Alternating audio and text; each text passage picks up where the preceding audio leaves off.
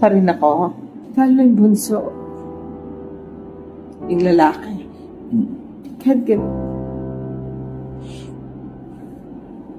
Paano po yung routine ninyo everyday na nag-iisa lang kayo sa bahay, ang kasama nyo lang ay kasambahay? tiis.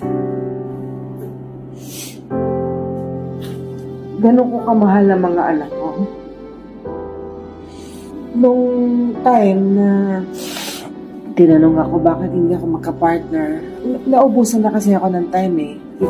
Sabi ko, kung magkakaroon ako ng katuwang, tapos yung anak kong lalaki maiilang or mawawala ng lugar sa akin, hindi bali na lang. Mas pipiliin mo yun. Mas Sila na lang. pipiliin ko na sila na lang. Ganun ko kamahal ang mga anak ko.